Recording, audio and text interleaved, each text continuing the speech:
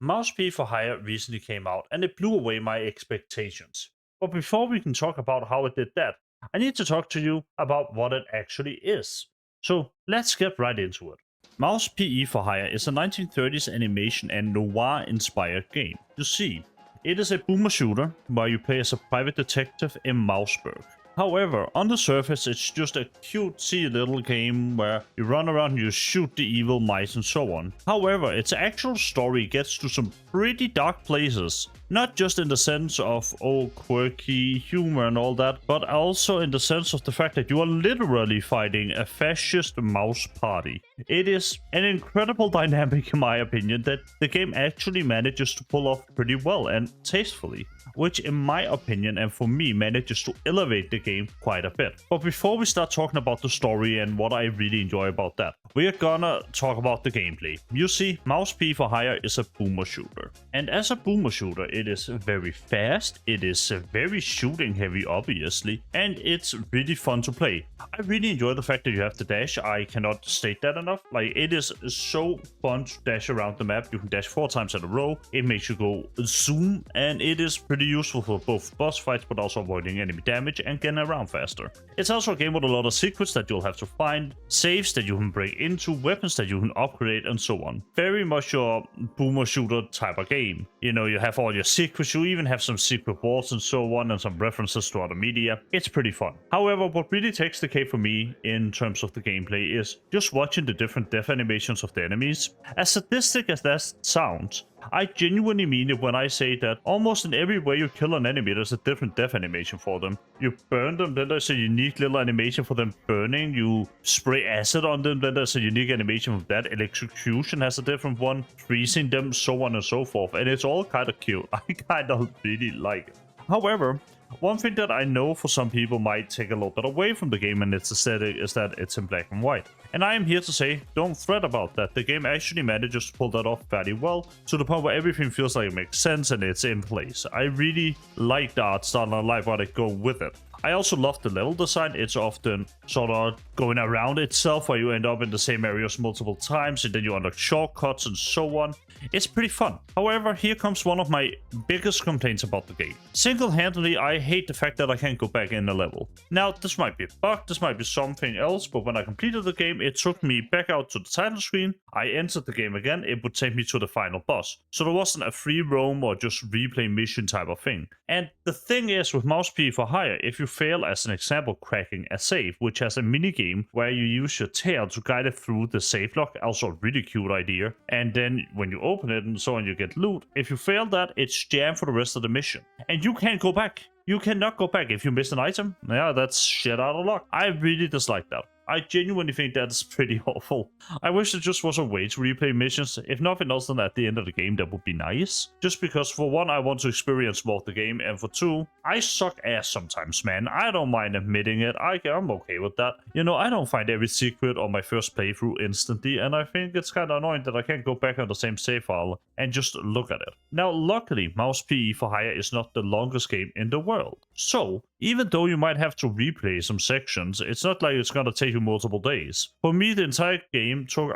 roughly 16 hours. I completed it in 2 settings, which I know that's long settings and I'm a fucking nerd, but it is to say that I feel like the game sort of could just use the replay function. But overall, I really enjoyed them. And I think a standout for me is the boss fights. I obviously enjoy boss fights quite a lot. I enjoy these big spectacle fights. And Mouse P for Hire really doesn't disappoint in that. From fighting a magician to fighting a robot to fighting on a boat and find a guy in a plane. Like, there is so many set pieces and different things that they do to just elevate the game a little bit, and they're all fun. They're all fun. I like all of the boss fights almost universally. I don't think there's a single one where I feel like it's bad or anything like that. There are some I enjoy more than others, but that's also about it. And the same thing goes for most of the combat. Though I will say, if you are in these boss fights, there's one thing you should know, and that is the acid gun that you unlock, the one that shoots a blob of acid, is really good for damage when you upgrade it for the special attack. But what elevates that is when you get a new shotgun, because there are multiple weapons, even of the same type, that you can get. So when you get the second shotgun, the one that shoots fire, you can stack them.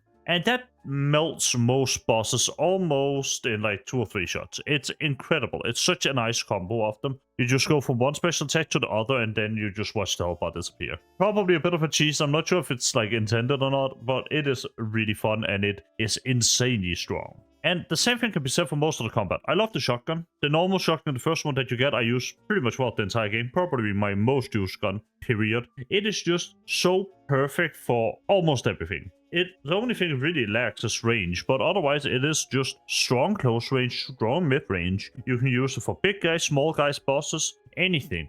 Max that shit out the second you get a chance. It is a amazing gun. And I also think the upgrade system in and of itself is pretty fun. You use schematics to upgrade your weapons. Your upgrades will unlock alternative fire modes the first time you upgrade them, and the rest will just be stat upgrades, so they do more damage and so on. And it's all pretty good. It's pretty standard, but it works really well for the game, and they have these cool animations where you upgrade your weapon, where it becomes shiny and so on. It's really cool.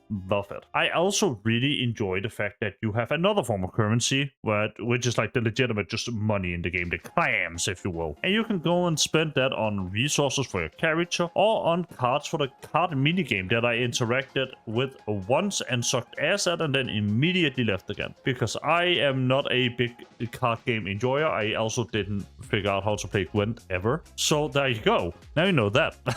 But let's be honest here. For a second, I think the game is really fucking wonderful. I think almost everything about the game, from the overworld map to when you load into missions to the small animations to the gameplay, it's really fun. And in my opinion, it has a length where it doesn't drag out either. I think if it was much longer, it would get pretty boring. And while I've seen some articles talking about the fact that the game, it's a drag at the end, it really isn't in my opinion. It's pretty fun, and in my opinion, it kept me engaged the entire way through. I really enjoyed it. And that was in no small amount due to the aesthetics. Obviously, I love this 1930s animation style, but it was also due to one other thing, and that is the story. You see, the story is something that I've already alluded to a little bit. But when it comes to the story of Mouse PE for Hire, in my opinion, it manages to elevate itself above the references that it uses a little bit too frequently, in my opinion, and the puns that are also being used a little bit too much, into something that I genuinely really enjoy. But it takes almost the entire game for it to get there. So, what is it about? Well, it's about you, a private detective who has fought in the last big war that is constantly being referenced, but you never actually get to see it. There's some allusion to it being the First World War. It's in the 1930s. Like, it would make sense in the timeline, right? And you are a washed-up private detective who has a lot of debt. It's the classic setup of a private detective story, and you get to do one case that then gets bigger and bigger and bigger and bigger and bigger, and so on. And while that is all intriguing enough, I feel like it really gets to pull together when the political mysteries get in there. I really enjoyed it. You see, in Mouseburg, the town that you are in, there is a party that is running amok. It's called the BMP, or Big Mouse Party. And it is all about mouse supremacy over other rodents. And you can sort of see where this is going. It culminates into a boss fight, where the boss is literally shouting that you are fake news and that you're fake and it doesn't exist and you're wrong. That sort of thing. And it parallels really well with real life, quite frankly. And it is something that I just didn't expect to happen, but my god, when it happened, when it decided to take itself slightly more seriously. It was so fucking good. Like, holy shit. Oh my god, I didn't expect that at all at any point. It was really good. And when I say that, I mean I enjoy how it sort of clashes with the aesthetic. It's sort of this cutesy aesthetic, but you have watched innocent mice being experimented on, having their life force drained out of them to feed to some benevolent being. Like, it's so fucking cool. And I think that needs to be mentioned. And I think there's a lot of people who have quote-unquote reviewed the game, at least on these game journal sites and whatnot, and they don't ever really talk about these clashing things. And I think that's one of the things that really keeps the game interesting to me. You get these clues about it throughout the entirety of the game. There's even a case where you have to solve disappearances, and it's is linked to the crooked police, and then the crooked police are linked to the politician party. And like, what is going on? It's really fucking good. Really, really good. And it's pulled together through a lot of puns that, in my opinion, kind of end up overstaying their welcome. You see, I understand why some people will look at me when I say the story of Mouse PE for Hire is good and go, not really. But in my opinion, it is. Because the puns, while yes, there are plenty of them, and in my opinion, even a little bit too many, I think the game manages to elevate itself above that through its theming and so on.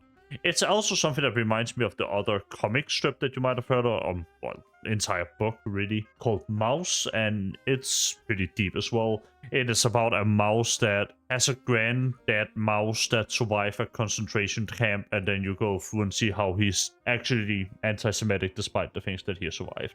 It's pretty interesting, really well worth reading if you haven't. But Mouse P for Hire does give me some vibes to that side, you know? Whereas a lot of it is this cartoony fun thing, and then by the end it has this really intriguing, honestly extremely dark plotline that I just didn't expect to see. It's really fun, and it's all pulled together through the big boss fight where he throws his lackeys, his goons at you, and you're shooting them with your different guns. Meanwhile, you're trying to balance that out with dodging his missiles and so on. It's fun. Really fun. However, again, this is also where the problem that I mentioned before came in. That's where the game ends, and I want more. I want to replay it, you know, and while I can go back and replay it, I wish I could go back on the same save and replay it. There seems to be a lot of things that I missed, like apparently there are new guns that I just never found, some high-level non-corporate guns. It seems interesting, and I'd like to at least see them, but it is what it is. I do really fucking love this game. And I think it is really well worth the wait, because I don't know about you guys, but I've been following this game for a while. At least in the small amounts where I've been like, yeah, you know, I'm gonna get this when it comes out. It's fun. The voice actor for the main character, who's called Jack Peppers, is Troy Baker, and he pulls in a wonderful performance as a noir character I genuinely really enjoyed. I also really enjoyed the small details in the game. Like, you have this workboard where you're trying to tie the strings together, you know, and the string cheese is smelling a little foul. I'm gonna stop with the puns now as well. I can feel it getting annoying. But it's all pulled together really, really well. And the soundtrack is wonderful. That's what you've been hearing in the background the entirety of this video. It's really quite nice, and it fits in incredibly well to the themes and sort of the entire world that we are in. I love it. I can't wait to see more. There's already apparently story DLC coming. I'm looking forward to seeing what they do with it going forward. I think it's a cool game. I think it's a cool thing to try, and if you like boomer shooters, I think you will love it. If you don't like boomer shooters, I'm not as sure for you. You know, you need to make a judgment call yourself. I will say for me personally, I don't feel like it was a scam or anything like that. I feel like I got my money's worth and then some. I like the fact that it wasn't longer. I like the fact that it, you know, had the aesthetic that it did. I appreciate just the sheer amount of enemy variety in the game. Like, every new area that you unlock, every new enemy faction have their own like enemy skins, even though it's the same enemy that you're fighting. Like, fundamentally it's still just a different unique look to them, and I can appreciate that. You know, I think that's cool. That's some dedication to the work. Like, there's this one time where you go underwater in like a super diving suit, and they have this transparent, like 0.25% transparency picture of the main character just across the entire screen. It's annoying as shit, but man, if it isn't fun. But that's also about it. I hope you enjoyed this video. If you did, please do the YouTube stuff. You know, leave a like, comment, subscribe, all that good stuff. If you want to check out Mouse P for Hire, which I highly suggest you do, then I'll leave a link to it in the description. You can go down there, find that, get into it, you know, and just enjoy the game. I think it's a pretty fun game. For me, it has been well worth the value that I put in. Whether or not it's going to be the same for you is really up to you. I can't help you with that decision. But with all that being said, I hope you have a wonderful day, night, or morning, depending on where you live and where you are right now. Have a good one, and I'll see you in the next video. Bye.